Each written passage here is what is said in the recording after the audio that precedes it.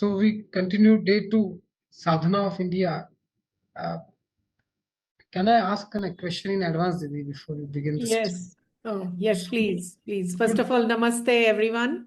And I think there was a question pending from Anaghaji also yesterday. She messaged me afterwards, but you please go ahead, Shekharji.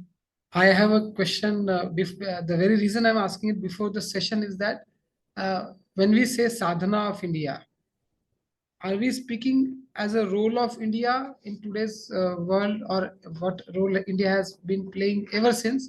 Or are we talking about the responsibility that lies on the shoulders of India? So that will be maybe Yeah. I can also ask this at the end, but I just thought to. No, I think by the end, maybe you will have the answer also. But when I thought of this title, I thought of all of these things that you mentioned.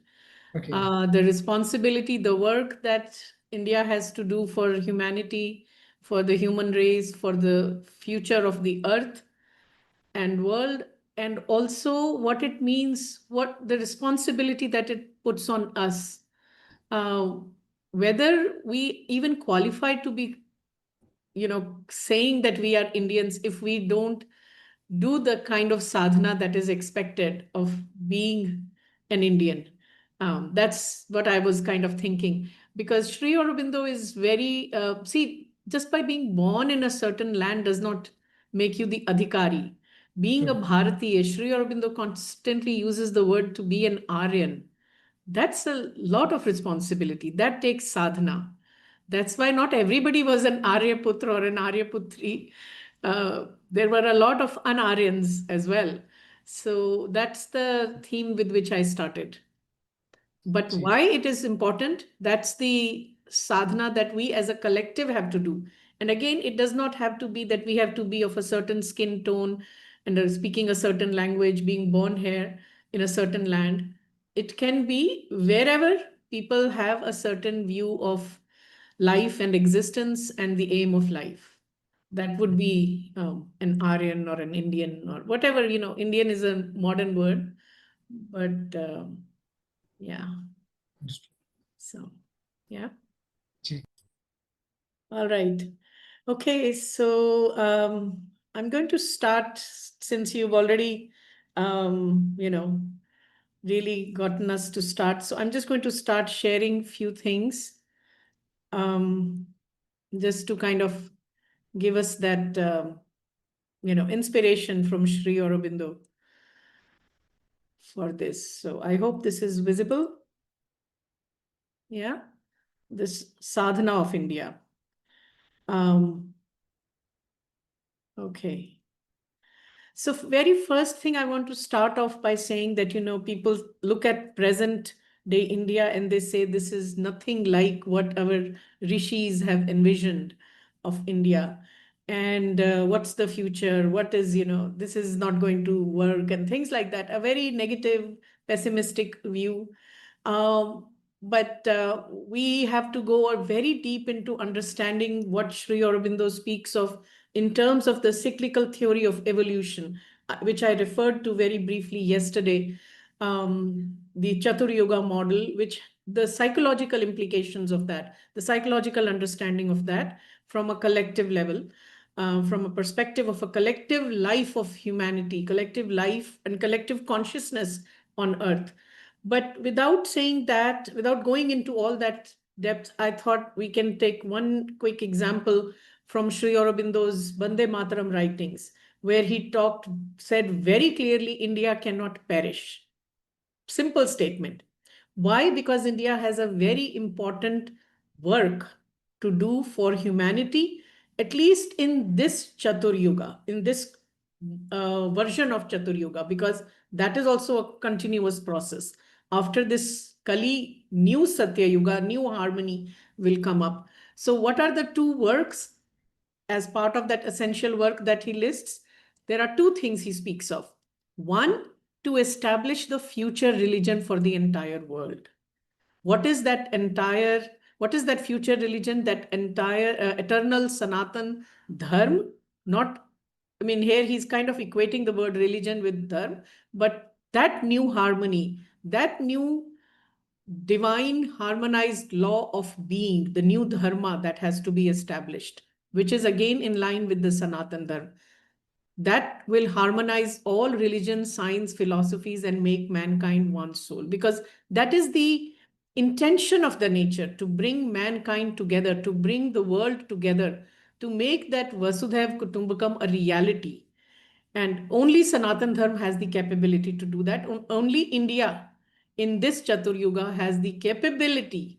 It does not mean that India is ready to do it. There is a lot of work to be done. That's the sadhana part. But India alone has the potentiality to do this for the world. At one place, Sri Aurobindo says, even the discoveries that the science has not yet come up with, Sanatan Dharma will have to have the potential to harmonize, integrate that also within itself. And the second work that India has to do is to purge barbarism, Malachhood.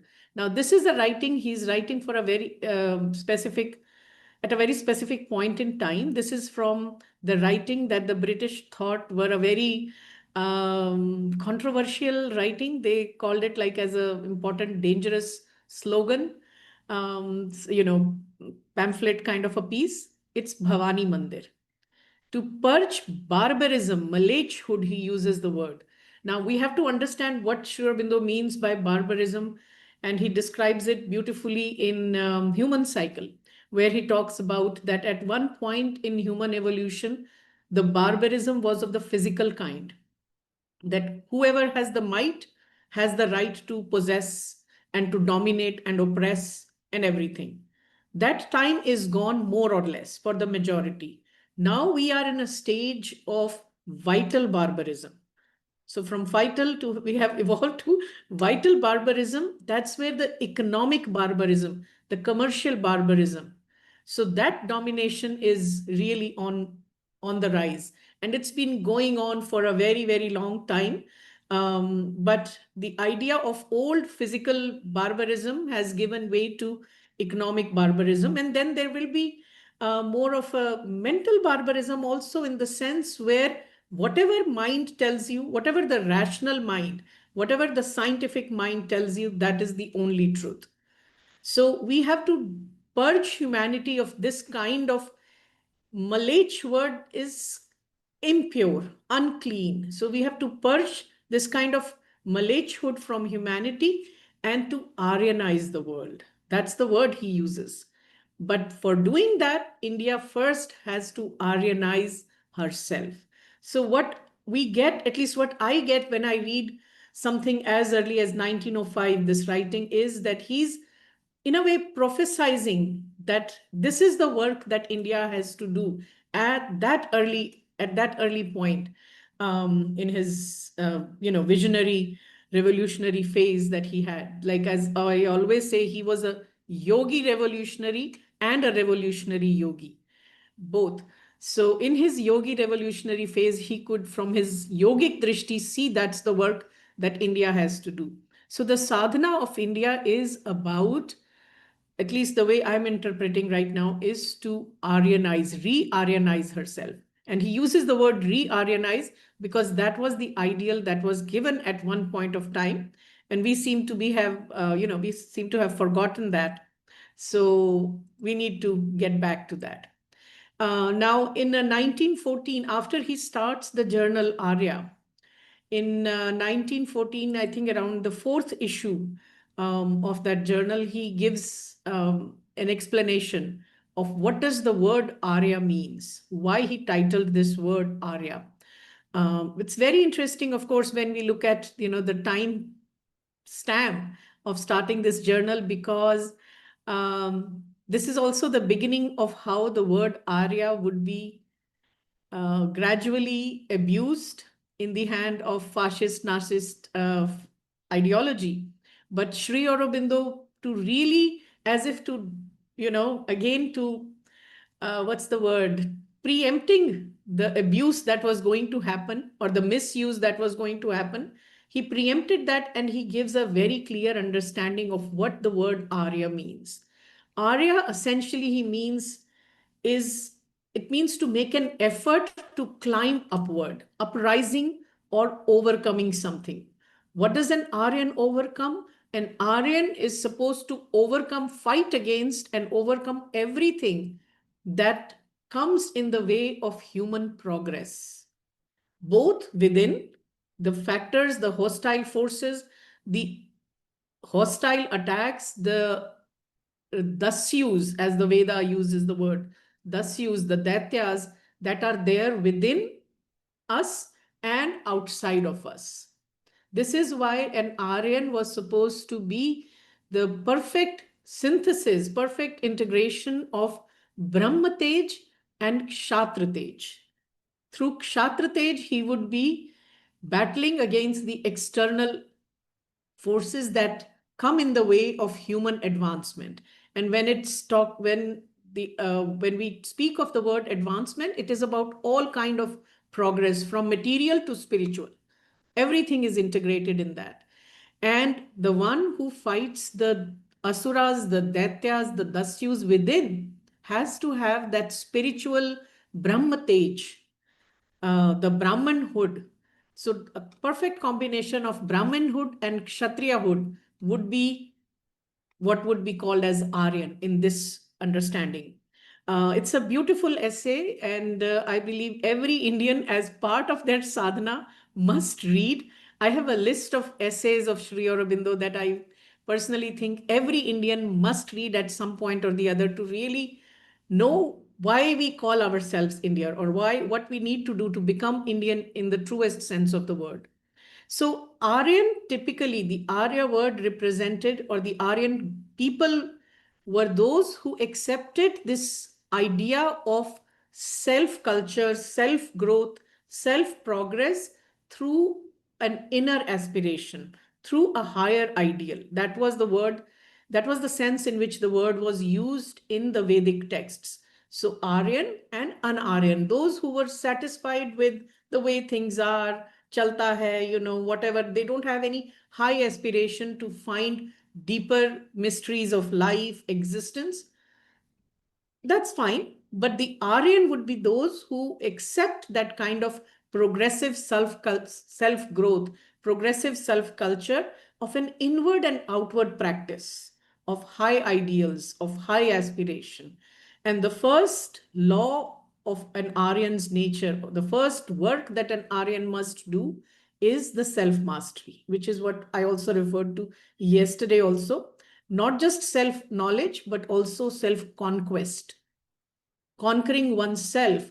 And Sri Aurobindo in this essay describes very in a detailed way the conquest of the physical, the conquest of the vital, the conquest of the mental, as part of the Aryan's work. So in whatever work that Aryan takes up, he's trying to find, trying to seek what is the deepest truth, the deepest right way of approaching it, the vastest, the highest understanding of whatever I'm touching, whatever work I'm trying to do, and with what kind of freedom, inner freedom, that the work can be taken up. So these are the fourfold understandings. Like I said, the essay goes into much detail, but I'm just pointing out these 4 points for us right now. Now, how do we go through this process of re-Aryanizing ourselves? So again, I've chosen one particular writing from his Karma Yogin. This is after the prison experience, where the difference between his understanding of the work that was needed for India goes through a dramatic shift, or I would say rather it deepens, his understanding deepens after the prison, the Alipur prison experience. So here he's talking about that, and he's actually referring to some sort of a situation, political context that had happened. And he talked about, what was, how do we deal with a situation like that? And he talked about that, if we were only Europeans, we could have, use our intellect and do things in a nice way with a certain discipline. That would have been good for a European kind of revolution.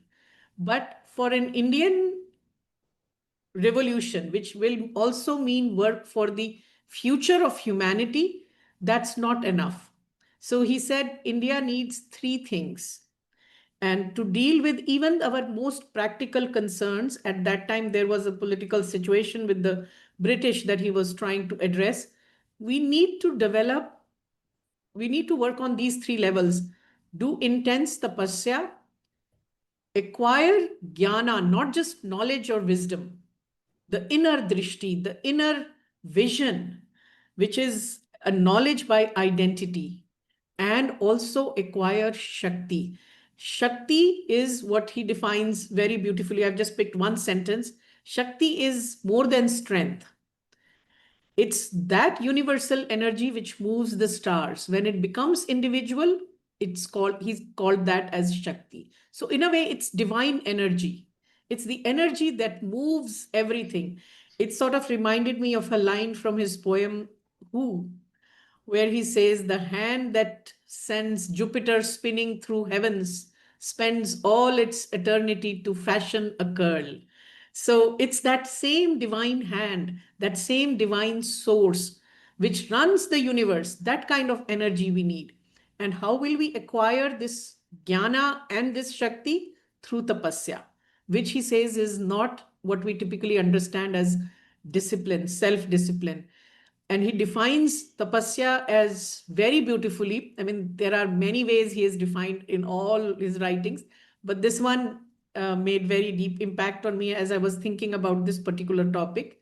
Tapasya is materialization in ourselves by spiritual means of the divine energy, creative, preservative, and destructive. It's again like the three functions that we assign to gods: the creation, preservation, and destruction. The Shakti, the divine energy, the divine mother that takes care of all these three works. How do we materialize that Shakti in us? And we do it through spiritual means. The spiritual means is the tapasya part. So that's now we will take a Sorry to interrupt. yeah. Shilpadi has asked a question, so I just thought the Sorry. context, in the context of Aryan thing you were speaking, Shilpadi has asked a question. Sure, sure. Yeah, let me see. Okay, please share that list of essays, Beluji. Yes. How do I do that? Maybe after the presentation, I'll put it in the chat window, or I share it with you, the link. After the presentation also you can share. Yeah, yeah. So this is, I believe, September 1914 Arya issue, but it's there in one of the CWSA volumes. I believe it will be in Karmi Yogin somewhere. I'll send the exact link. Yeah. So this particular writing is 26th March 1910. That's from volume 8, Karmi Yogin for sure. So what is the tapasya that is needed? And let me go back. Let me go to that. Here I've taken one inspiration from Mother also, but from Sri Aurobindo. This is again the 1910, same writing. I'm keeping that. I forgot to add the reference here. So again, Sri Aurobindo mentions three key points related to tapasya, jnanam, and shakti. But I have added one more to really make it a fourfold tapasya, because fourfold is the four powers of the mother. I want to make that connection here. So one of the first things he says is, when things look not so good, this was again in the context of that situation that had happened when the revolutionaries felt, and we know this, that after the prison, Sri Aurobindo finds that a lot of repression had happened and a lot of revolutionaries were either removed from the scene by putting them in prison or by sending them to exile, or generally there was a kind of a low level of confidence and low enthusiasm among the revolutionaries because a lot of suppression had happened between 1908 1909 during that time, from 1907 onwards. So there Sri Aurobindo reminds, in a way, he is trying to encourage people, trying to motivate people to not give up hope, that things are not that bad. And he talked about having faith, that without faith, nothing can be moved. So one of the first tapasya, the first aspect of this fourfold tapasya that we as Indians need to do is to really build our faith. Without indomitable faith, Sri Aurobindo says, or inspired wisdom, no great cause can conquer. So have faith in the future that is unfolding. This is the best thing that I believe anybody who is drawn to Sri Aurobindo's teachings of yoga, one of the easiest or quickest or simplest way to feel a sense of hope is to remember what Sri Aurobindo's vision is, that this world is not just a random chance. There is a divine truth, divine will that is gradually unfolding. So it's a work in progress. I don't believe anywhere else we have found such a positive, hopeful, optimistic vision, despite all the wars, despite all the disharmony, and the whatever things that are going on in the world. So having indomitable faith, he uses the adjective so precisely, faith that cannot be dominated by anything else. What will dominate the faith? If anything, it will be doubt. So allowing no doubt to enter, having indomitable faith, and working to attain inspired wisdom. So developing those higher faculties of intuition, opening our mind, higher mind to higher inspiration, developing a faculty of intuitively discerning between right and wrong, developing all the higher faculties of mind. So that's the first work. That's the work of the Maheshwari, the power of Maheshwari. Then having courage and steadfastness, persistence, no matter what. Great causes, Sri Aurobindo says, which are fought out boldly to the end, are made sacred by courage and suffering. So he was writing this for fellow revolutionaries as well, fellow nationalists who were about to give up hope, that no matter what suffering, you are in a way sacralizing the cause towards which you are fighting. And the third thing that he talks about there is solid and thorough work. And there he gives the example that so far we have only talked about that, in theory, what good political work, what good revolutionary work might be. But we have to really understand in practice by doing a very thorough and orderly work. This is the power of, so courage and persistence, sorry, I'm going back, would be the work of Mahakali, the power of Mahakali. Solid and thorough work will be the work of Mahasaraswati, right? So develop self-discipline by means of noble and ordinary action. So he, in a way, that way encouraged people to actually go out in the field and work, whatever in organizational. At that time, organization was needed, creating, meetings to bring fellow revolutionaries together, whatever work might be needed. So to give them a practice ground to develop whatever they understood in theory about political or revolutionary work, which is also, we see the same thread in when later he talks about why it would be good for Indian soldiers to join the British Army during First and Second World War, to gain the practical experience, but do it in a noble way, do it for the larger cause. And I added the last point about from Mother, where he talked about how Sri Aurobindo loved his motherland so deeply, but he never wanted India to fall down to the level of, or Indians to fall down to the level of what she said, blind self-interests and vulgar prejudices, and ignorant prejudices. So this would be the work of harmony, work of love, work of fraternity, work of brotherhood, not falling down to a vulgar level of blind self-interest. So in this fourfold tapasya, all four powers of the mother, that's the kind of work that we need. We need to work at every level to develop within us or to invoke within us all these four powers. So the first one would be the power of wisdom, the power of strength, the power of love and harmony and brotherhood and delight and joy and beauty, the Mahalakshmi power, and perfect execution, perfect detailed execution of harmonious work. That would be the power of Mahasaraswati. So the fourfold sadhana that India and we Indians have to do is to birth within us all these fourfold powers, fourfold energies.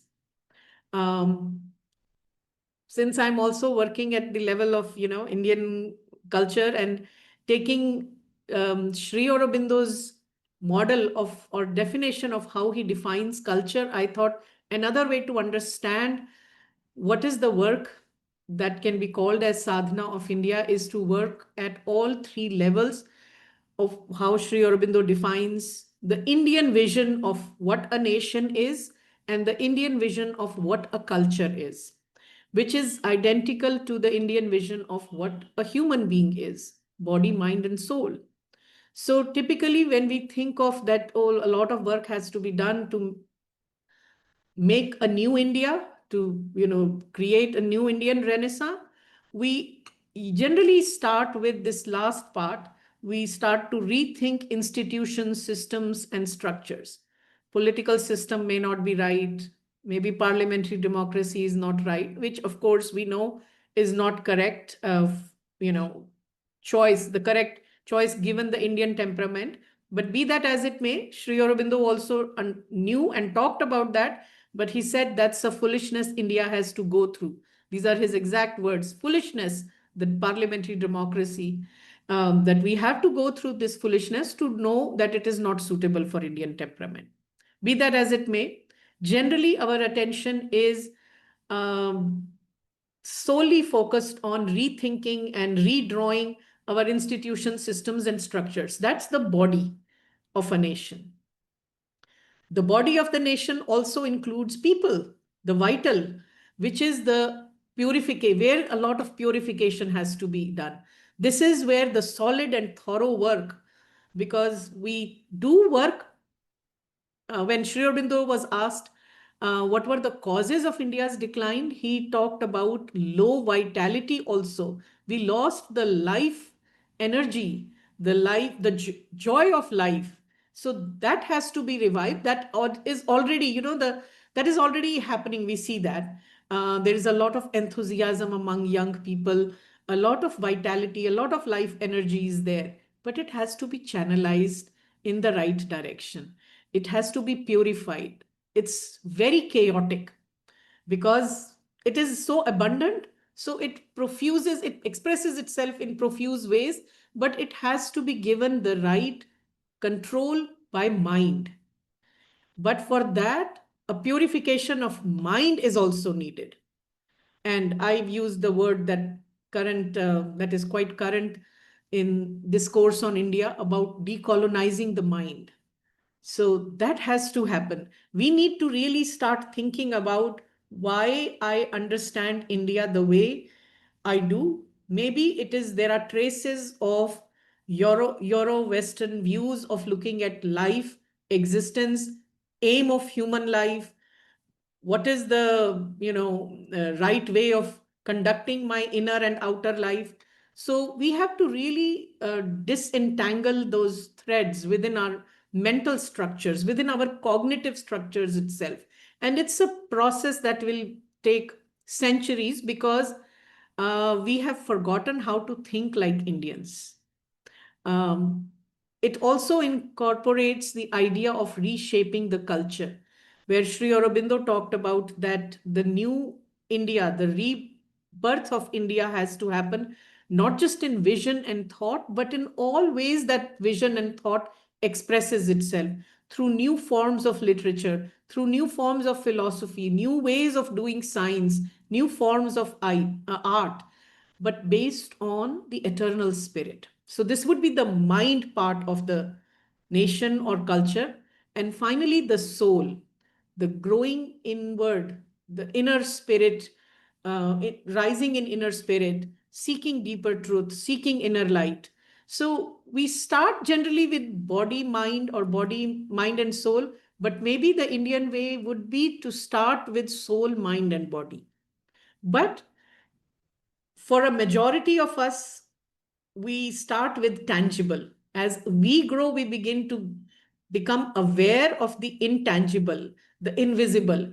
But body is what we see outside, which is why when our Prime Minister says Swachh Bharat, it is about cleaning the body, but in a way, essentially, it takes you to reminds you of the need for purifying the soul as well, cleaning up of the soul as well. So, from a simple act of cleaning outer, as we were saying yesterday, from organizing our table drawer to organizing our head, it's like from outer cleaning to inner purification. So, Tapasya of India involves working at all these levels.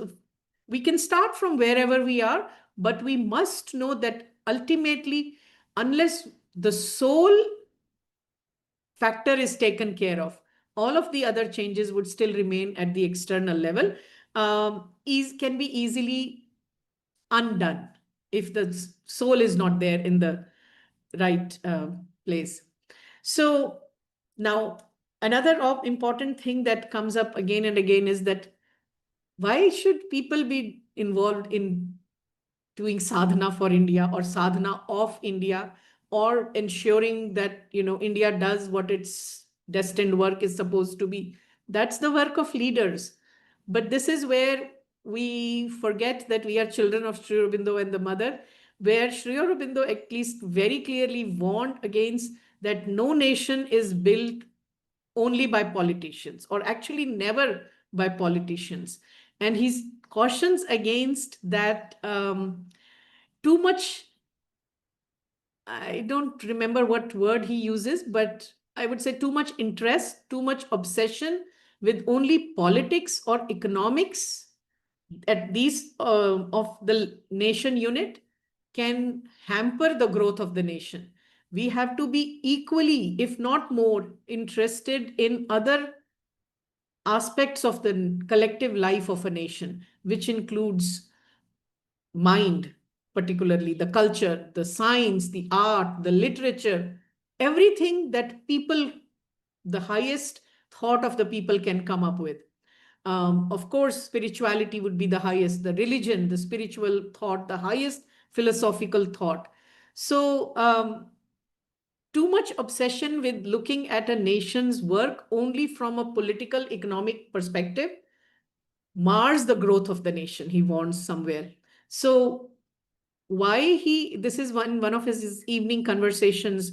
A.V. Purani ji has recorded this, where one of the disciples were asking about some, again, political activity that was going on at the time. So Sri Aurobindo tells in that conversation that it's not that we are not concerned about what is going on at the political level. We should be concerned, we should be aware, but we cannot involve ourselves. When he's talking about he's talking about those who have turned to the teaching of Mother and Sri Aurobindo. So now I'm bringing this more in the context of those of us who are here because we find some affinity at varying levels with the teachings of Mother and Sri Aurobindo from an integral yoga perspective. What should be our role in this sadhana of India? So control our interest in day-to-day politics and economic side of things. Why? Sri Aurobindo's answer is because this is too rajasic in nature. And one of the first things of doing sadhana is to purify the rajas, or to sort of control the rajas and enhancing the sattva. And enhancing the sattva would mean to read or to open ourselves to the higher thought, the higher work that nation has produced, that people have produced. So it's not that we are not concerned, but as children of the mother, we should leave it to the higher power to do what she likes. Look at the way Sri Aurobindo, even in a regular conversation, uses the word so precisely, that it's the mother who is guiding the future of India. We leave it to the higher power, the mother power, to do what she likes. And the truth which the yoga wants to achieve. Now, this is the supramental, the descent of the supermind. If India accepts that truth of the yoga, which is that there is a supramental consciousness which will redo everything, or in a way which will take the evolution to its next logical step. If India accepts that truth, then it will change even the way politics is done. So he said, if the truth which the yoga wants to achieve, that is the coming of the supermind, if that truth is attained, and if India accepts it, then it will give quite a new turn to Indian politics, different from European politics. It would be a profound change. So this is, as children of the mother, as those of us who are turned to the teachings of Sri Aurobindo and the mother, we must accept this truth of the supermind and the work that supramental consciousness is doing on earth, doing for India, and begin to see everything that is happening in that light. Again, we know this mother has also, this is 25 years later, more than 25 years later, in a conversation, mother warned about that politics, why politics can be, you can take an interest as a subject of study, but not involving yourself in the political activity, because it is Rajasic, as Sri Aurobindo said. What are the negative side of Rajas, the underbelly of Rajas? On one level, it is very dynamic, very action oriented, but in its underbelly, it's also dominated by falsehood, deceit, injustice, misuse of power, and violence. That's why no matter what, you cannot avoid getting yourself caught up in the drama of these things. So to succeed in politics, one has to cultivate in oneself hypocrisy, duplicity, and unscrupulous ambition, which is everything that yoga wants us to get rid of, or purify. So the indispensable basis of our yoga is sincerity, honesty, unselfishness, disinterested consecration of the work, nobility of character, and straightforwardness. This is why they warned against getting too involved with politics. Even though we may not be involved in political activity, but by spending too much mental energy talking about the political scenarios, giving opinions and viewpoints, we are actually going away from the sadhana that has to be done both for our individual growth and for our collective growth as a society, as a nation. So then the question comes, why did Sri Aurobindo himself, he was in politics, he was doing, what he said, I'm first and foremost a poet and a politician, and later said, not the kind of politician. But in a letter to his brother, he had talked about this, that the politics, he said, that you and I were doing was also of the European kind. So, but that was needed at that point. He knew that what he was doing was not of the Indian variety, the Indian variety that has yet to come up, the new politics that has yet to come up. And we have hints from Mother where she talked about where it will no longer be government by a party, but government by a combination of parties who are aspiring for the same truth. It will not be the hodgepodge coalition that we see, which are coming up with all kinds of self-interests coming together, and then again those self-interests come in conflict, and even those coalitions get dropped. So the idea of multi-party leaders, multi-party leadership, but what has to go in the leadership, that is yet to be seen, yet to be explored. So Sri Aurobindo, in that letter to his brother in 1920, he talked about, I left politics also because it is not the genuine Indian thing, though that was also needed.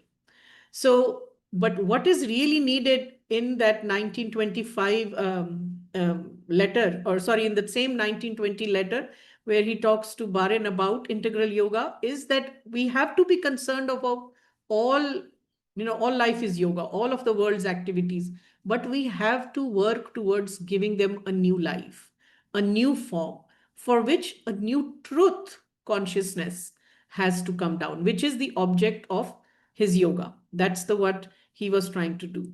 So we have to look at everything from an Indian way. And he gives few examples of what what we must avoid. And this is in the context of his, I wouldn't say criticism, well, maybe even criticism is correct, but his perspective on some of the works that were going on, the way religion or half-baked spirituality was mixed up with Indian politics under the garb of satyagraha and things like that. He said, this is not the way to do it. This is not how Indian politics will be spiritualized. And he gives two particular examples. The Indian version of Tolstoyism, where all violence, all harm is wrong, and the Indian version of Bolshevism. Bolshevism is that, to look at the very Marxist view, to look at society only from this perspective of oppressor and oppressed, capitalist and labor. So Bolsheviks versus proletariat, things like that. So bourgeois versus proletariat, both those tendencies of complete harmlessness and living in without modern scientific, the kind of farm that Tolstoy farm experiment that Gandhi had done, inspired by Leo Tolstoy, where you kind of live in a recluse away from the modern scientific life, or looking at society only from this oppressed versus oppressor, victim versus perpetrator, rich or haves versus have nots, any of the binaries. That's not how you would spiritualize Indian politics, or not even add morality to Indian politics. And I found a very interesting explanation from one of the writings of Amal Kiran. And why I choose this is because up until 1950, some of the political writings that were coming up, almost all of the political writings that were coming up in Mother India were approved by Sri Aurobindo. And this is one of those writings. This particular writing is where he talks about what will be the ideal flag of India. So this is around 1949, where Amal Kiran talks about. So this has the stamp of approval of Sri Aurobindo. Another place he talks about dharma as the basis of Indian democracy. Here we get a sense of what will be the true democracy. It's not of Aam Aadmi, where mankind, the majority, runs supreme. But the true Indian democracy will lay stress on the man of God, the saint, the seer, the rishi. So you see, there is that truth of the hierarchy that we had in our Varnashram system in its true, or the Varna Vyavastha in its truest sense, where the man of knowledge, Brahman, would be the highest, Shresht kind of man, not necessarily given higher wealth or higher power. Those were the ones who were probably on an economic ladder, the lowest, but they were considered highest as, in the sense, noblest in the Shreshtham category. So the true Indian democracy has to bring back that inner eternal sense of true hierarchy. The man of God, the saint, the seer, mankind as it is in the finest few and as in the majority it ought to be. This is where the re-Aryanizing connection comes. Re-Aryanizing becomes from Shudra, we all have to become Brahman in the true sense. So that is the tapasya, that is the sadhana that we have to do. That is what we'll be doing, like everything according to the Indian soul. Because the Indian soul, the soul of India is, as Sri Aurobindo says, spirituality, that master key. So we must know the past of India. We must recover it, but for the purposes of future, not for any sake of, nostalgic revivalism. We need not bring the orthodox religious forms, the spiritual formulae. Mother clearly says the age of religions is over. Even though for masses, religion will be the first way to get into higher spiritual thought and practice. But at least for those of us who are trying to turn to Sri Aurobindo and the Mother, we have to really look at this looking at the past in a very progressive sort of way. And we have to aspire and work towards the new unity that is being forged. What is the new unity that is being forged is the unity of matter and spirit. Sri Aurobindo talks about that India in her journey of, India's spiritual book, if you will, is not a closed book. Still, new work has to be done. New work is being done. And one of the things that was not done perfectly in India's past epochs of inner journey was synthesis of matter and spirit. That is the new work that is being done. And Sri Aurobindo and Mother are pioneers in bringing the synthesis of matter and spirit. So all outer organization, in a way, the coming together of Mother and Sri Aurobindo, even physically, the coming together of West and East, the best of the West and the best of East, also talks about the integration of matter and spirit. Individual and collective, man and cosmos. It's no longer just a theoretical idea that we are, one blue dot in the entire cosmos, but it has to be experienced. And secular and spiritual thought. Mother says at one place that to a teacher in the school, where she said in a, as a mother would say in a little strong word, that get rid of this idea that there are two lives, a spiritual life and an ordinary life. There is only one life. So all this new unity that is being forged, that is being worked towards, we need to be a part of that. All our work, all our tapasya has to sort of meet this criteria as part of the India's sadhana. So the major work that has to be done of regenerating or rebirth of India is not political work. It is an educational work. It's the work of looking at education in a new light. And yesterday I was talking about that new ideal that Mother has given: truth, harmony, liberty. And we find this beautiful example in Savitri, where Sri Aurobindo describes who would be these new children raised and educated in that new ideal. They will be the sun-eyed children of a marvelous dawn, a greater dawn. From new dawn to greater dawn, we have to go. They will be the massive barrier breakers of the world. Um, they will wrestle with destiny in her lists of will, laborers in the quarries of gods, messengers of incommunicable, the architects of immortality. So Tapasya of India is about um, facilitating, creating this new race that will be walking across the twilight of an age, which is where, again, I think we have wonderful contribution from Sri Aurobindo and the Mother on prenatal education, right from the beginning, before the child is brought into the world, before the idea of a child is conceived in the parents, what preparation, what sadhana has to be done. So that again is a sadhana of bringing a child into the world, not just randomly increasing the population just like that. So that's again a very interesting discussion that can happen at level of demography. So this new race, these new architects of immortality, the sun-eyed children of a greater dawn. One of the things we begin to see, have you, not just in India, all over the world, there is a cry for freedom. That is a sign that they are the massive breakers of the convention. Nothing that cannot satisfy their highest rational mind or their intuitive understanding will cut it for them. So that inner freedom has to be encouraged, has to be cultivated, but it also has to be somehow, that's the work of the education.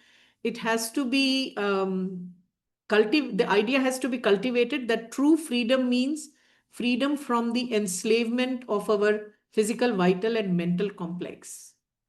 The desires of the body, the desires of the vital, and the passions of the mind, the it's basically enslavement from the ego complex, the three bonds, the three bondages, and that's goes back to the Vedic image of the breaking away of the three um, three threads that bind the Shun Shepa there is a legend of Shun Shepa in the Veda. So the three threads that have to be torn asunder by the god Varuna. That's how the Vedic legend speaks. So it's the Varuna, which is the god of vastness.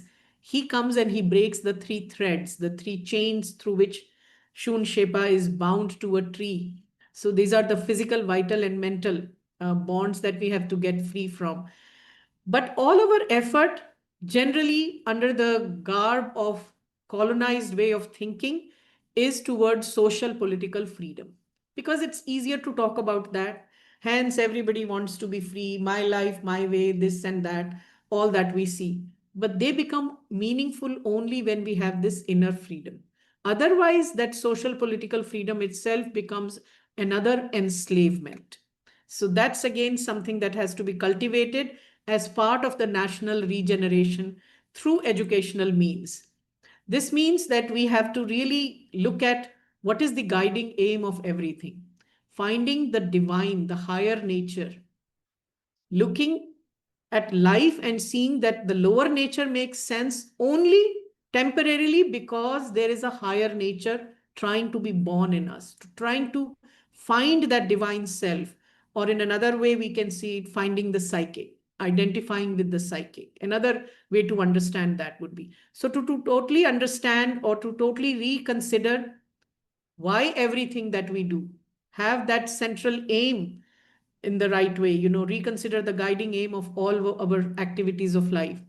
Now, this does not mean that we need not be concerned about what is going on in the outer world.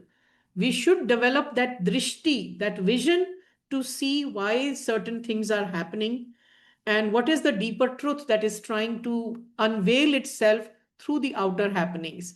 So we need not be blind to our problems, but instead of mindless activism, pamphleteering, sloganeering, we need to find that inner soul power through which we can understand the current fads, the current trends of the day.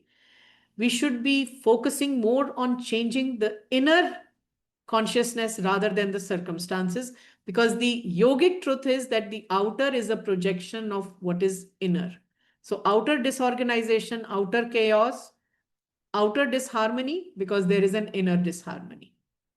So work more on the inner level, the soul level, rather than too much focus on external. This does not mean that everybody will be doing that. Remember, we are talking of a minority who will understand, who will first of all accept the truth of the yoga, as Sri Aurobindo says.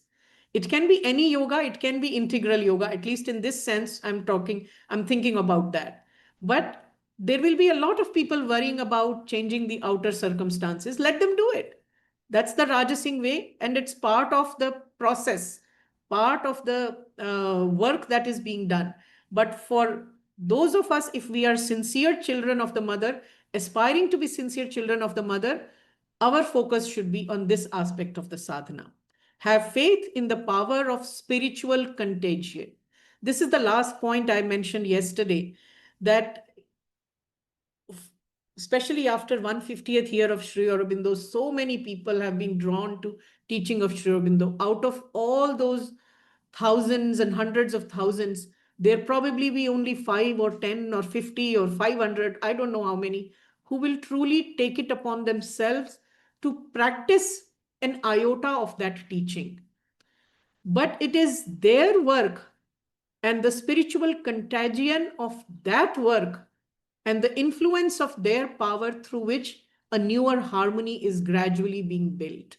This is something Mother said in one of the conversations with Satprem, that those who are drawn to this new light through their power, even if there are very few, but through their influence, work will happen. I believe Sri Aurobindo had one point said, or maybe Mother had said, that I need 100 good men, 100 true yogis who can, take up that work. But for a majority of us who are drawn to this teaching, at least have faith in that power of influence of those yogis. See all isms that come up in the process of physical, vital, mental ways of changing the world, all the isms that come up, they are mind's experiments on the way. Today they are in trend, tomorrow a new ism will come up. So don't get too attached to that. Try to see the truth beyond all of these isms, which is not a reductive truth, which does not look at world only this versus that, but a more comprehensive, holistic truth. So ultimately, it all comes back to developing that Aryan thought, Aryan character, and Sri Aurobindo's reminder that first India has to recover the Aryan thought, the Aryan discipline, the Aryan character, the Aryan life. And I've just listed few of the characters. There are more he lists, but the key points, the key qualities that we must cultivate, having gone through all this sadhana, is wisdom, abiding in truth, only truth, love for all, feelings of brotherhood, courageous, humble, liberality. So this would be the true tapasya of India. And why are we doing this? I'll end with this. So it's because we love our motherland. So that kind of patriotic sentiment, patriotism, Sri Aurobindo writes in one of his political writing, is an emotion of the heart. So as part of the yoga of the heart, also cultivate true patriotism helps the yoga. And this is where Mother reminds to will for the strength and integrity of one's motherland is quite legitimate sentiment. The will that she may make progress and that more and more she may manifest the truth of her being is a fine and noble will which cannot be harmful for our yoga. In a way, it synthesizes beautifully with our yoga if we can have that nobler patriotism. What we must avoid is in the second point, one must not plunge prematurely into action. Without wisdom, without faith, no action. One can and should pray, aspire, and will for the victory of the truth, and at the same time, continue to discharge one's daily duties and wait quietly for the unmistakable sign to come, indicating the action to be done. So, this is truly, in a way, the sadhana that we all must engage in if we want India to fulfill the destined work that she must do for the future of humanity, which, as the modern language goes, is to be Vishwaguru. So, how do we do it? First, we become Aryan ourselves. Sorry, I was going to stop sharing. So, this is, I took exactly 1 hour. Oh my, I don't leave time for questions. I'm so sorry. But No wonder this, when this sadhana of India, the spirituality of Sri Aurobindo comes, I think even 90 minutes or 2 hours is less time. So, yeah, yeah, because Sri Aurobindo is, his yoga is for the earth, but India holds a very special place in that yoga for the earth. So, yes. I just have an insight. I will take quick 20 seconds to share and then open for the questions, if any. That all the session uh, throughout you are quoting Shobindo's uh, quotes about the empowering of the nation and how India holds that central point. It came to me that it's the self perfection that Mm, if we aspire for. And because in one quote you also categorically mentioned that what other people may do or may not do, or the outer circumstance change may be attempted or not, that is not what is in our hand. But to work on one's own self perfection, what Sri Aurobindo's yoga is like towards self, that holds the key as a sadhana of the nation of the yeah, yeah. So, because see, we think nation is outside of us. That's the first mistake we do, true. So true. right? We are nation. Nation is us. We are the life energy of the nation. So each one of us have to do our part. We cannot change. I mean, we think participation is just going and voting every 5 years, and that's not going to do it. We have to aspire for what Mother says, for India to unfold the truth of her being. We can pray and aspire that India gets ready to do that, becomes ready to do that. So, yeah. So correct, Shilpaji has written so nice. Powerful session. It was indeed a powerful session. Well, it's India awakens that love, and because India is the presiding deity of India is Durga. Okay, so if there are no questions or comments, Shilpaji, did you want to say something, or I see you've unmuted?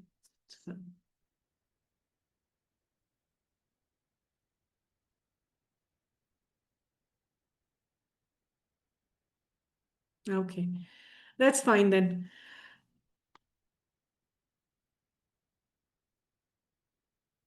Yeah, unmuted. Yeah.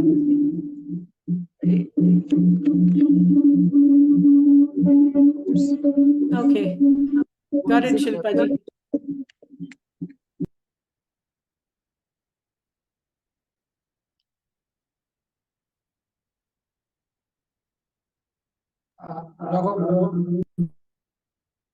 Oh, I think Anagha wants to say something.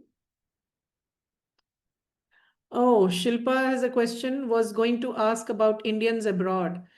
Yeah, why? Same thing would apply to nowhere, no matter where we are. In fact, I believe Indians abroad have a little higher responsibility because they also have to be the bearers of the responsibility of conveying the truth of India. Because I say this from experience, having lived for almost 15 years outside India in the US. I know this, how much misinterpretation, falsehoods get circulated about India abroad. Even the mainstream media, so-called New York Times or Washington Post, they do their, they're actually quite overworked in spreading lies and misunderstandings about India. So Indians have even that work to do outside. So um, truth abiding, that would be the Aryan work, cleaning up the mess and speaking the truth, presenting the truth of India. This does not mean that truth will be a constant thing. Whatever we know of India now, tomorrow it may change because I experience India more deeply. 25 years ago, I used to believe the same falsehood about Aryan versus Dravidian. But then you decolonize your understanding and you know what is the truth and you speak that truth, you express that truth. So Indians abroad have a huge responsibility. Shilpa, all the power to you and all the good wishes to you for taking up that work. Yeah, the average Indian himself finds more fault with India than others. Absolutely, absolutely. Yeah. If I can just share something personal here in response to Shilpaji's comment. When we were going abroad, I mean, my husband had gone to US twice, once for his master's, then he came back to India. Then after marriage, we went again together for our doctoral studies. And he always told me the first time when he went, as fresh out of engineering school, engineering education, his uncle told him one advice, that whenever you are sitting with a group of people in the US, among Indians or non-Indians, if you don't have anything good to say about India, just keep your mouth silent. Don't say anything negative about India because you may not know anything or enough to counter any question. So just keep silent. So sometimes even that. So yes, the average Indian finds more fault because, I think we feel that we know everything and we can advise our leaders, our thinkers. So yeah, a lot of work has to be done at that level. So silence can be a good yoga. I remember on this note, a very interesting incident. when we were completing this course of after yoga teaching something about the therapy in the yoga. And one of the teacher amongst our group who was very happy and very, overwhelmed that so nice these things are about health. And he also had some health issues which he got fixed with the yoga. And he asked our mentor that what would you suggest, how can we spread this message, because if it is so helpful and if the necessity of the medicines and allopathy can be so much reduced, and one can actually imagine a good health without zero medicine, without a single medicine, what should we do to spread this message? You know what our mentor told me? He said that, you can do the greatest thing: make sure you never fall sick. Keep practicing your yogasanas and pranayam so nicely. Do not try and preach and teach others. If you remain fit for a few years, there will be people who will be watching you, observing you. You just need to say after that one line, what is the reason? That's Yeah. all. So that thing, be the change you want. Yes, yes, that power of influence. Very powerful it is. So, yes, very good, very good. Yes, that itself can be a sadhana, this to keep silent. Yeah. Okay, I think Anaghaji, you were saying. Yes, sir. Can you ask the question? Yeah, Namaste, Beluji. Namaste, Anaghaji. Amazing talk. Really, as usual, impressed. But I have two questions. You were referring to Tapasya, Jnanam, and Shakti. So, I mean, can surrender be the means of achieving these Tapasya, Jnanam, and Shakti? Where in this canvas of the Aryan thought, where the surrender, where you will put surrender in all this? Where does the surrender go? I mean, Yeah. that was not Okay. the So answer. that's the first question. Yeah.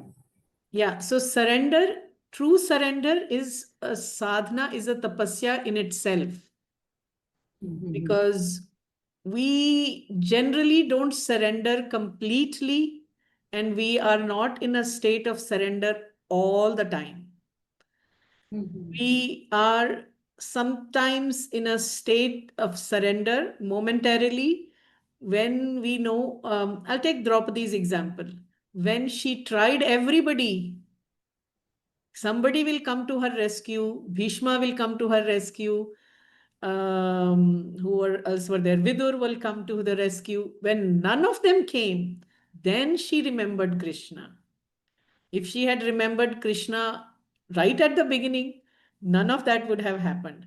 But so surrender is something that we attain progressively. To come to a state of perfect surrender requires tapasya, requires a lot of work. So in Sri Aurobindo's Integral Yoga, when he speaks of the triple process of aspiration, rejection, surrender, I like to think of it as a cycle. It may not start with aspiration, it may start with surrender and end with surrender. Like Bhagavad Gita starts with the note of surrender only when Arjun says, I surrender to you, Krishna, tell me what I should do. Not give me gyan, tell me what I should do. I surrender as a student surrenders. Then Krishna says, okay, now I will lift you up. So surrender is a huge part of tapasya. So in the Aryan framework, if, as I said, Aryan is the synthesis of Brahma Tej and Kshatriya Tej, who is Brahman? Brahman is one who is in the pursuit of Brahman, the highest knowledge, the knowledge of divine. Who is Brahman? What is God?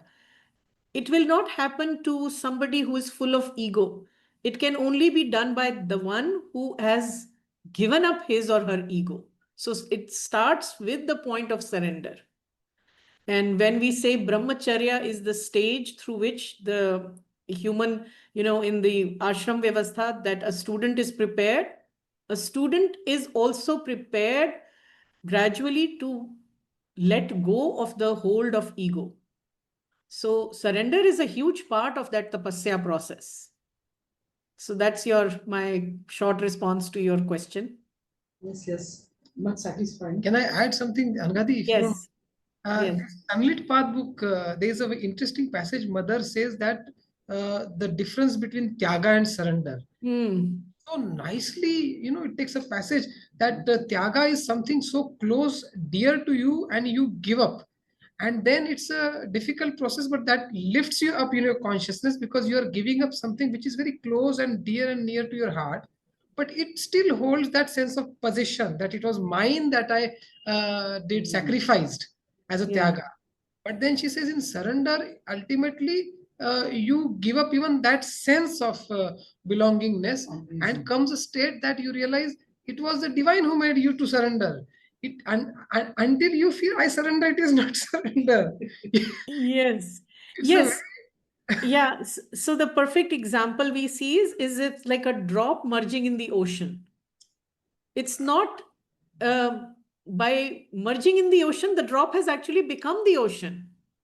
Yes. So it's surrender for self-enlargement, self-fulfillment. But we keep holding ourselves to that we are happy being a drop. And that's the ego, the individual identity. But again, this is where I find so much beauty and delight in integral yoga teachings, where mother says what to surrender also, you need to know what is it that you are surrendering. So individualization, you can't surrender if you don't have a formed identity. You can't do it fully. So to make a complex, fulfilled, healthy identity, healthy individualized identity, which is the process of individualization that she talks about. That's where again the national, the educational rethinking has to happen. Form a healthy individualized identity, which is then ready to come to the limits of the mind and ready to look for the next path of progress that is towards spirit. So surrender. Otherwise, I can just say कि कुछ आता जाता नहीं है हमने छोड़ दिया because I can't do it myself. That is not selfless surrender. That Shubindu's comment, no, that the biggest mistake people do after coming in this yoga, when they are asked to surrender, they surrender their common sense. Yeah. Right. So it should not be a passive surrender. Ah, It's an active surrender. Rija, I had another question actually. Uh, in discussing, you were referring to purge barbarism. It was one of the slides, purge barbarism. But here we witness that many countries in Europe are actually entering the, I would rather say, millennialhood. So why this paradox? I mean, Yeah, it's like the just before the new dawn, the night is darkest. It's kind of like that. There is a much greater malachhood taking over the world. Um, but that's why I started with that very positive note. India cannot perish. India has to do that work. Mother has one place said that the conflict which will determine the course of human civilization will not be when some, I think, Middle East issue was going on, and Satprem brought up the news, and she said, I see that, but that's not the conflict that will change the course of human civilization. This will be closer to home. So it's sort of like the subcontinent, Indian subcontinent. That conflict will change the course of human civilization. And what that will be, we can take a guess, all of us. I don't want to bring, sort of political angles in that. But I'll just say that from our point of view, as children of the mother, we need to know to which side we want to align ourselves on the truth of the Aryanhood or the falsehood of Malachhood, the barbarism. Mentally, psychologically, if we have any soul power in us, spiritual power from that angle also, intellectually, and where we want to put our kinetic energies, on doing what kind of things, working with what kind of institutions, all that is part of sadhana. Making all those choices carefully with right discernment is part of that work. So aligning ourselves with truth. Thank you, Beloo. Thank Yeah. you. So Shilpadi has asked Didi just before we conclude to share Yes. a list of essays. So if you Right. I'll share the list with you, Shekharji. You can share it with Shilpaji. But just quickly, I will tell you one. I already said the significance of Arya. That was the title. One is titled on original thinking. One is, of course, the Uttarpara speech, and one is on social reform. It's titled Social Reform, and one incomplete writing, The Bourgeois and the Samurai. Every Indian, I think, every college student, because these can be easily understood at that level as well. But there are few more. These are few that come to mind. But I'll send you an email about this so you can circulate. Yeah. Thank you. Thank you. Thank you so much, Didi.